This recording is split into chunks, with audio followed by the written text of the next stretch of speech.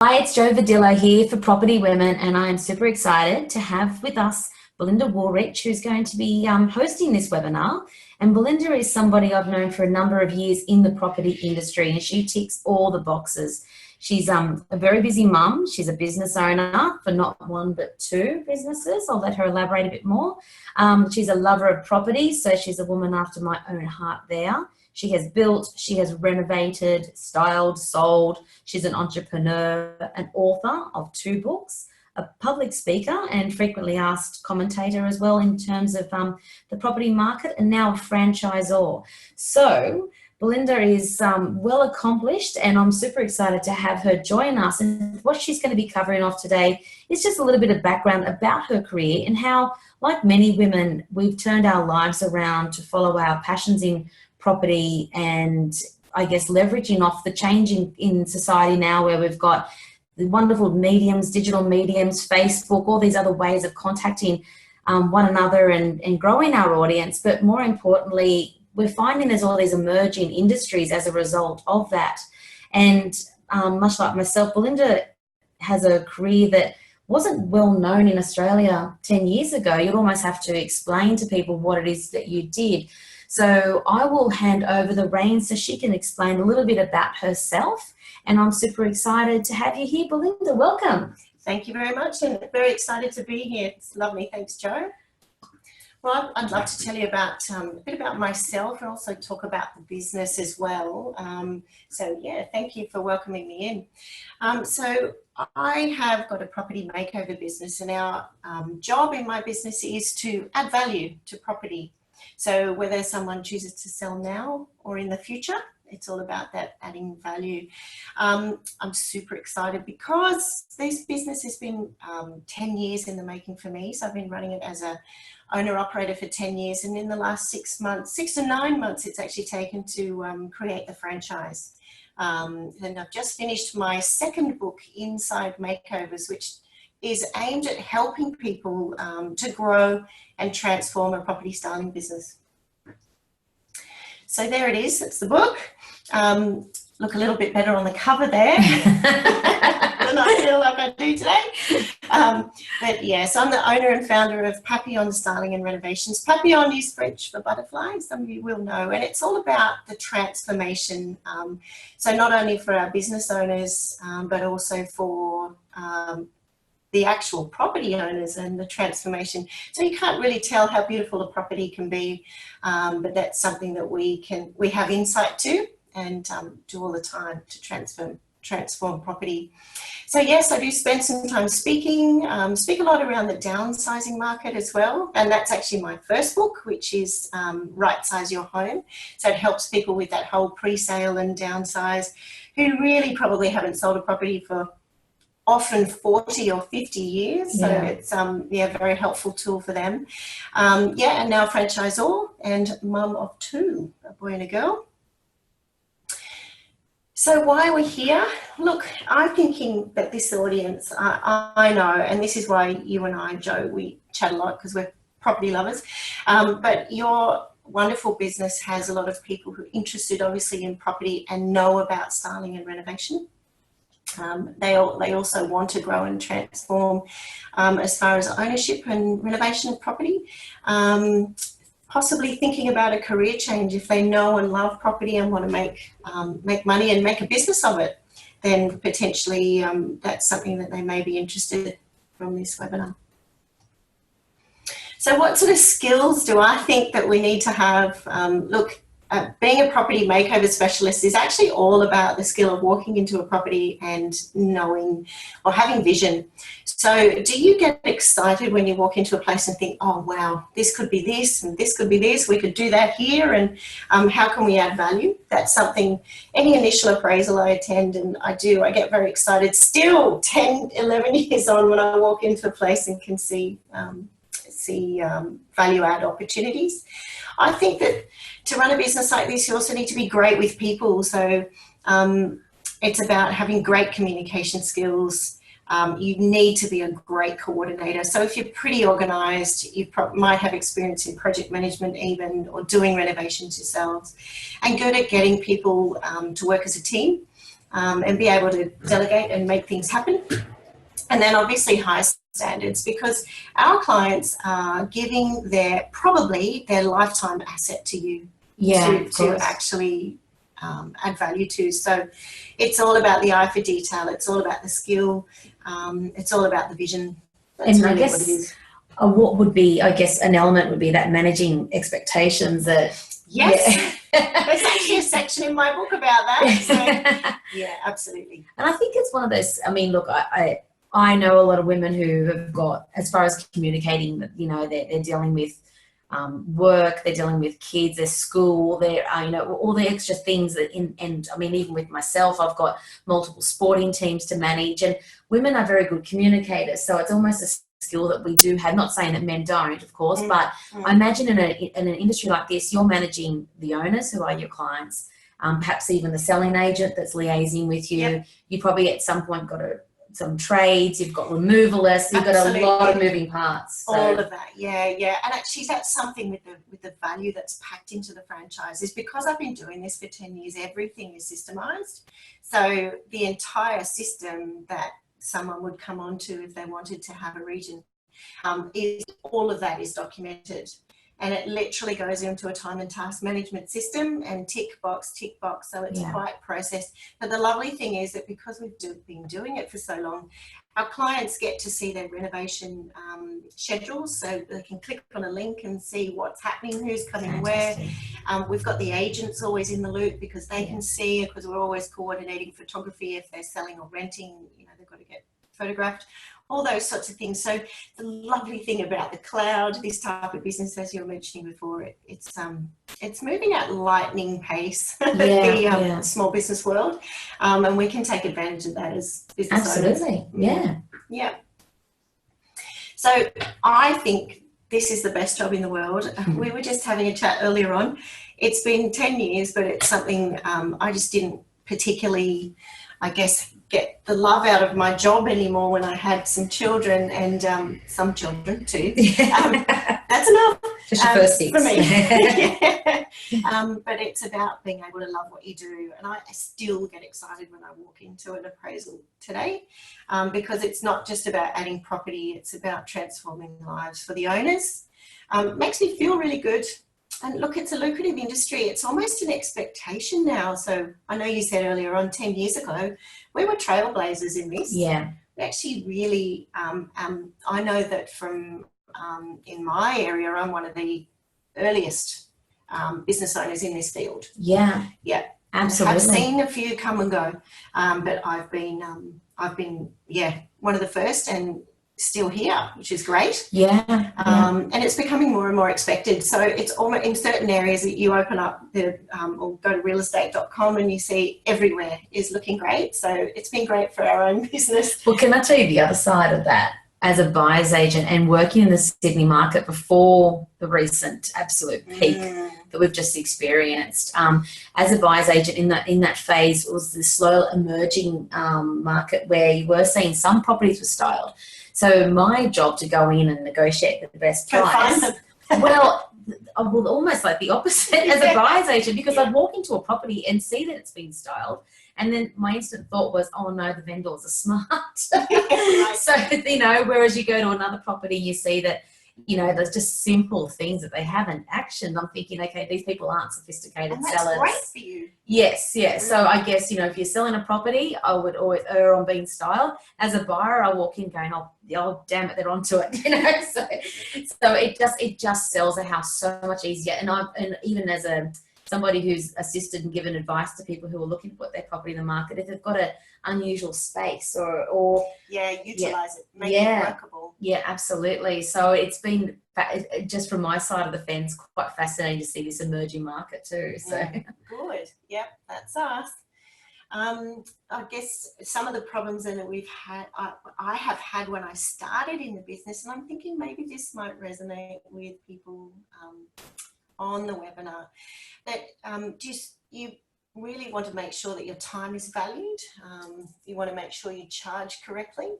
Want to make sure you've got really good marketing in place, also systems and procedures in place, and what's stopping you? Fear of success potentially. So thinking to have that best job in the world, but then with those problems, that's what the book's all about. Yeah. So it's giving people an insight into how to be successful. And can you do this as a job? Well, yeah, if you get these things right, absolutely, it's doable. And it's totally malleable to a certain extent around your lifestyle. So that's why it works so well for especially working mums. Absolutely, yeah, definitely. Look, I think it was about 2 to 3 years of not making any money when I first started. Yeah. And this is coming in at what I felt like was the bottom rung of the ladder, and coming from a corporate role into running your own business. I thought, hey, how hard can this small business thing be? Easy, right?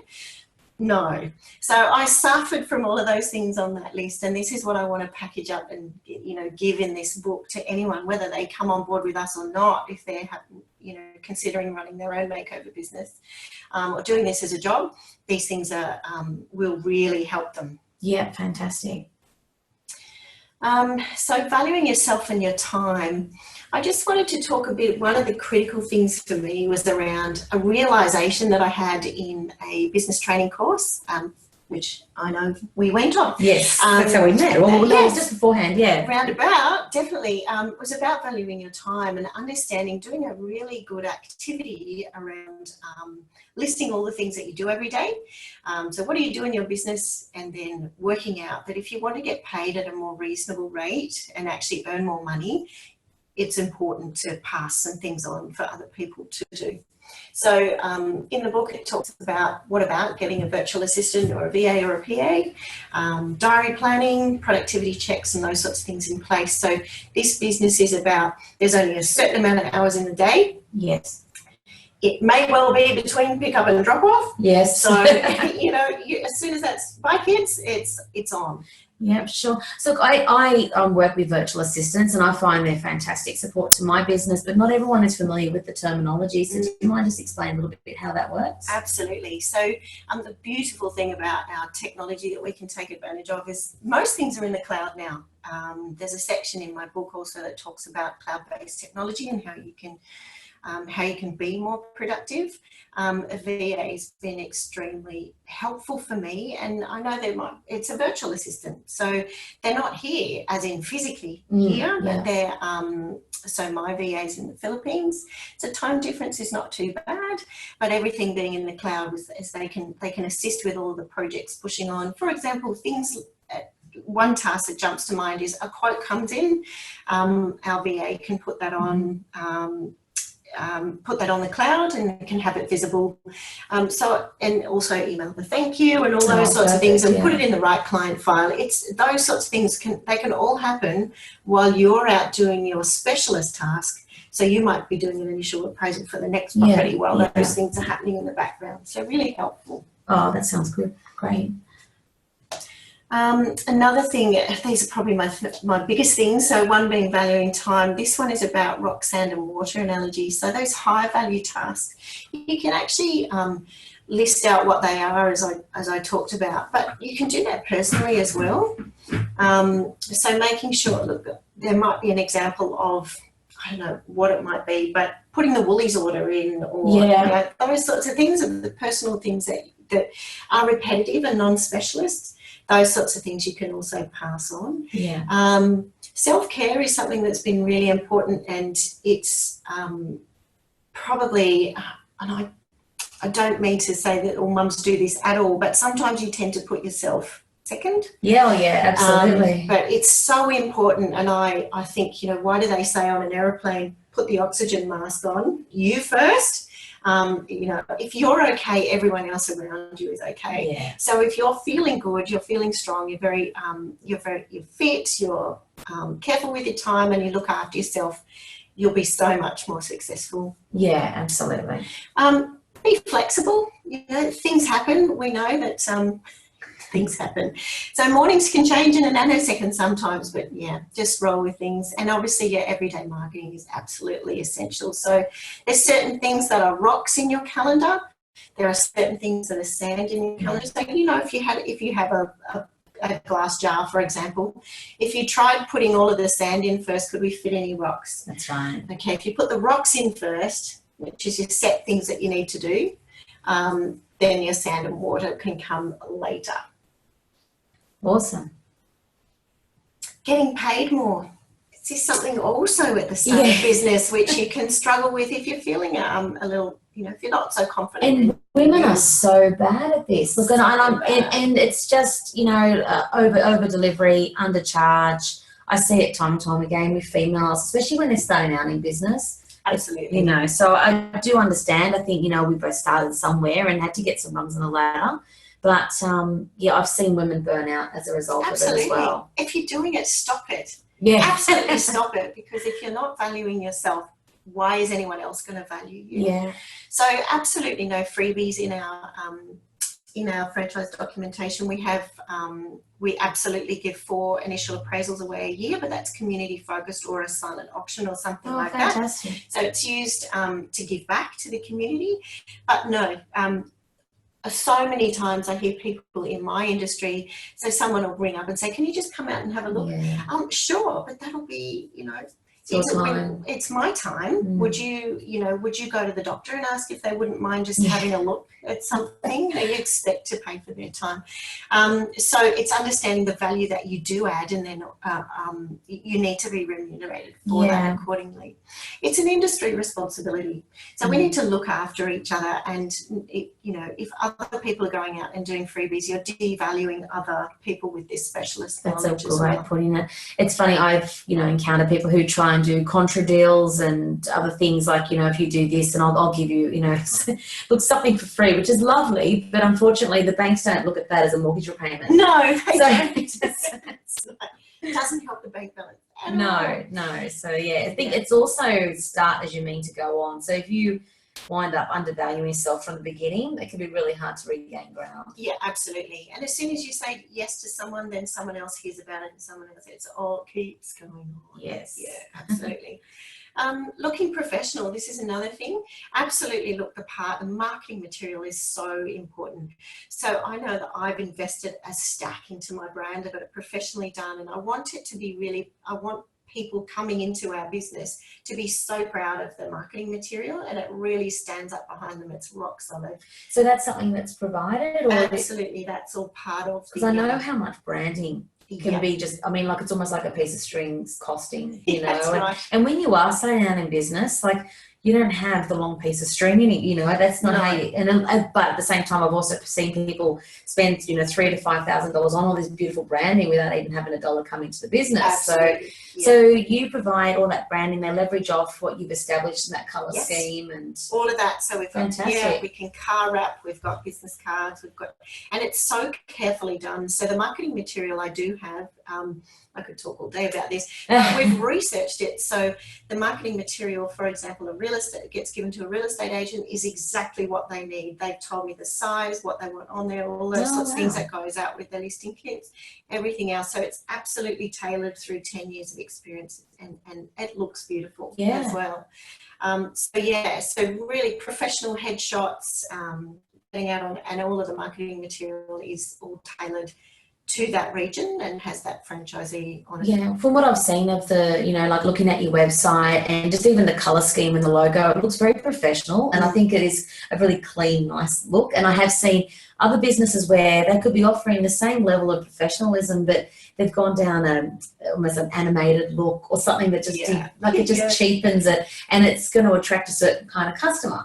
So, it attracts the right client. Yes, there's certainly people that we do want to work for, and certainly people that we don't want to work for, and definitely that's what the branding's aimed at. And of course, the results are it's the proof. So it's going to the gallery on your website. People go to check you out first. So there's great before and after. I do, definitely. Yeah, absolutely. So marketing tips to do this as a business, we talked about the brands. It's obviously professional profile. It's really then easy to create good partnerships. So it's around where you've got a good partnership, that partner or that colleague in their own business is procuring that client for you. So when the client comes to you, they know that they're getting what they need. It's always good to also share the results in the area. So after a sale or after a renovation, make sure it's on your website. We've got great letterbox drops as well. That's another way of getting great business. Making sure your before and afters are professional. Yes. So although tempting to stand there with your iPhone and it's not always a good look. So we've got some coming up. We can show you those. And of course, when you can, get a testimonial and they don't mind putting their name on it and all those sorts of things, obviously ask for permission. Well, I find it astounding when I still see photos like an agent's obviously listed a property, and it could be the direction of the vendor to not spend money on professional photos. They don't see that as an expense, but things like having dishes in the sink, toilet seat up, clothes on the clothesline, the little things like just juice the cushions, Something.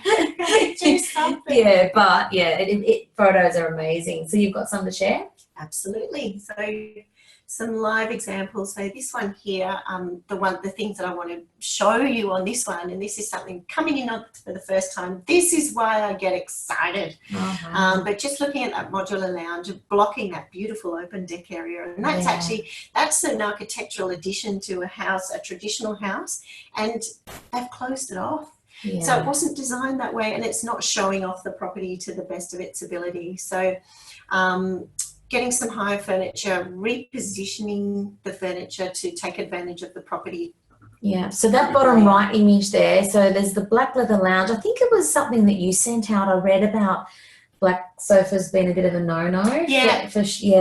Okay. Yeah, definitely. And what else has happened here? The walls had a lighten up as well? Yes, yeah. So refresh paint. So generally, if you haven't painted within around the 7+ years, and it needs it. And often you can see the difference in the colour in that room, can't you? And the colours have got a bit lighter. So over the last 7 years, colours have changed. That yellowy cream is coming out and it's lighter. But that looks amazing. So pressure cleaned, changing the furniture, really not a lot of spend. It's still a bit of elbow grease and rearranging. Well, absolutely. I mean, obviously in this instance we've had to, change the colour of the sofa, but yeah, absolutely. Similar. So here we've got a similar issue, colour. So I'm sure you can see that colour. We've actually put some quite not expensive but beautiful curtains in. So put some shears in. Beautiful windows. I mean, you want to showcase that. I wanted to show them off. Yeah, absolutely. It's a feature of the home, and obviously some furniture. Yeah, beautiful. I can see that the screen here is chopped off the bottom a little bit, so we're missing some of those things, but what we can see here, and Jo, you were a bit, when we talked about this photo, you thought, oh my God, that looks amazing. I said, we actually didn't do anything to the kitchen. But what's happened is, because we've got some great furniture in, it's taken your eye off. That's the older, it's almost like a bit of a medieval setting with the big heavy chairs and that candelabra. And it just, my first instant thought was, there has been some pretty major changes. Yeah, absolutely.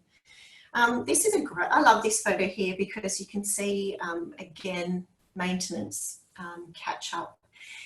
So often our work is all about just, if someone hasn't spent money on a property for however many years, I do say to them, look, we've got some maintenance catch up here. Yeah, there's definitely some pre-sale work that we would do, like hire furniture, for example, but we've got to catch up on your maintenance as the first thing. Well, that gurney is a beautiful beast, isn't it? It sure is. We bought some pots and plants, some high furniture, gurney, lighting was fixed. One of them's a day shot, so you can't really tell the difference, but that was all brought up today. House wash. Yeah, looks amazing. Touch-up painting. And you've got an entirely different story there. Oh, completely. I can see that. And it's also, I noticed that a lot with properties, they've got mishmash pots. They're all different size, and there's no flow with even what they've got on display. So, that looks, that's really transformed. That's right. Yeah, I do talk to my clients too about why not invest in some things that you can take with you. Yeah. So we look at their next property, or they guess they're going to have a deck. So let's buy it. Yeah, of course. 15 pots and plants or whatever we need. Let's get some stuff that you like. and we'll use it. Linen's another one. Yeah. But just furniture, if they're going to stay there. But those sorts of things we can buy for them and use in staging, and then we can take it with them. Yeah. Oh, what a transformation. Yeah. Unfortunately, you can't see this one here. What a shame. But there was no saving this kitchen. Yeah. So it wasn't awful. Yeah, look, I remember going into the property, and when I opened the door of the kitchen, it came off in my hand. Oh, wow. So, okay. yeah, so unfortunately that was a no saver. But yeah, you can see that we've utilised the space as efficiently as possible, added in some extra cabinetry, and obviously some beautiful fittings, and the splashback too. It's pretty cool, right? Yeah, awesome. So this cool. is in like a beach area, is it? Yeah. And this was a more high-end renovation, and it's an apartment, and it was going to always appeal to a pretty cool couple. Yeah. So we put some cool things in. So I can just see in that bottom image they've got like an old white upright stove or so. Yeah, so that looks so modernised. Yeah, absolutely. And that's an absolute winner. This was the same apartment, and unfortunately, chopped off there. But what we've got here is a very small space, and all of the space-saving techniques as possible going in there. White's a great colour. There's some cool little features in that floating cabinet as well. It's good for space. Where did you learn some of those fundamental design skills? I mean, I imagine you're naturally a little bit of a creative anyway. Yeah. So in my career, my postgraduate degree is actually in management, so I didn't know I was a long way away from that, and HR. So okay. But I ended up completing a professional diploma of interior design, and then lots and lots and lots of practice. So the training that goes into our franchisees is all tailored around, again, what I know that they need to know.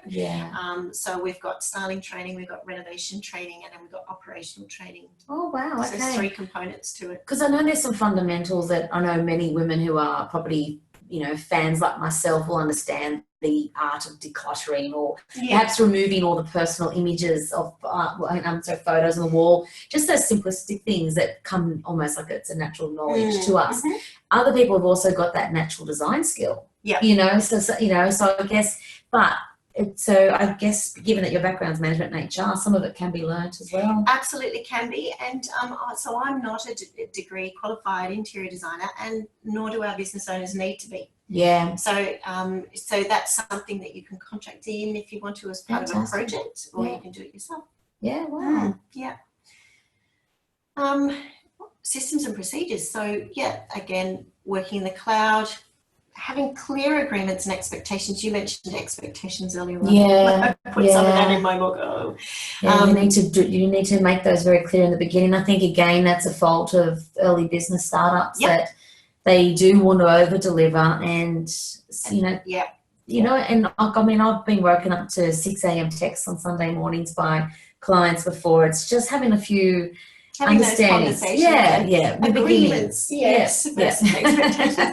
All the legals and insurances, all those sorts of things, and as part of the franchise, again, 10 years of experience, all of this is templated, and we have a system where no one is allowed into our working on our properties until they've had their compliance checking and all those sorts of things. So getting the legals right, I mean, well, first get it right, that's important, but it's also, it can be really expensive to have all those things set up. Absolutely, and that's part of what you get. So that's amazing. That's great. Good.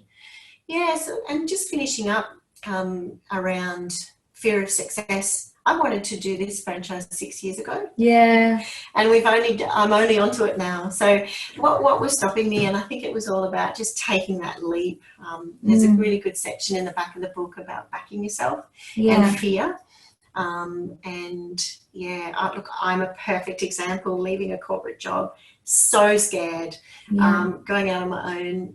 And you've got to give it a go. Yeah, I know there's a quote, something like, the only thing that's sort of between you and success is yourself. And I think it's true. I mean, it's a learned fear, and we fear judgment, we fear failure, we fear, taking that leap of faith. But I guess there's a bit of what your potential franchisees are buying into is a hand-holding service too. So you've got, their back and support, and I've been there. Yeah, So, yeah. And look, opportunities everywhere is such a good point because, you know, it really was just a couple of properties here and a couple, now I'm seeing it Sydney wide and it's all socioeconomic areas. And, you know, you've got, yeah, locations that there have been tenants in there and that they've been removed for the purpose of selling, in which case it's empty. So the smart vendor knows they need like a couple of beds in there to show that it's got the right and we're room. not desperate for a Yeah, sale. yeah, that's it. But look, yeah, I think, you know, imagine even some regional areas would have that opportunity now. Absolutely. Yeah, absolutely. And you can see it's happening more and more. So an area that I know very well would be the Southern Highlands in New South Wales. You can see that it's like Sydney was sort of 5 years ago, but it's more and more and more. It's just happening everywhere. And it's an expectation. There are so many properties that there's always business. that's right. Yeah. I think that's really exciting, and it's a good time, you know. So you've done that groundwork. So absolutely, that's very exciting. So finding out more. So this is your best concept. Yeah. So to find out more, they can email you direct at belinda@papillonstyling.com.au. And just quickly tell us just about your upcoming book launch. What's going on with that? So that's very exciting. So this book, Inside Makeovers, as I said before, is designed for people who want to grow and transform or thinking about stepping into the property makeover business industry. So it's actually being launched at Cocoa Republic in Alexandria on the 20th of March. So not long. So I've got a couple of the contributors to the book there, so experts in their field, and also I'm going to be talking as well. And yeah, it's around like-minded people who want to just have a chat, put the toe in and just have a think about what they'd like to do. Good opportunity to meet yourself, grab a copy of the book. And if you don't have, if you're not Sydney based, the other option is they can visit this, is it the link at the bottom here we're looking at, that they can grab a copy of themselves? Yeah, absolutely. So there's a, so email me, talk to me directly, website, there's a join us section, so you can download an information brochure there, and the book is that bottom one, so you can order. Perfect. And just if someone was sort of wondering and wanting to just test the waters, are you also looking to get people on board that reflect your brand as well, I imagine? So it'll be they've got to want to work with you and vice versa, and it's really a very much a two-way thing. That's right. Look, we're looking really for like-minded people who want to grow their business, run their own business, and but leverage, you know, the 10 years in the making. It's literally hopping into a car and turning the key. But it's around a community as well. So it's really a selection process of high caliber person who don't necessarily have to have done this before, but can show the skills, can learn, have the people skills, all of those sorts of things, and want to be part of a collaborative and inspirational community, because it's really around us helping each other grow. Yeah, perfect. And look, I think you're a testament or an example, really, where behind every overnight success is 10 years of hard work. So, yes, it takes a while. No, absolutely. Yeah, no, well, congratulations on getting this established, and also for being, you know, a walking example of somebody who, saw a niche, saw a market really before it emerged, and made a career on that and worked that around raising a family and a published author now. So yes, thanks. It's really, really exciting. I'm so glad you got to share that with our audience today. So thank you so much, Belinda. Thank you so much for having me on board. And if you want to contact Belinda, I'll also put those links up so you can click on them live through our Facebook group as well. Thanks again.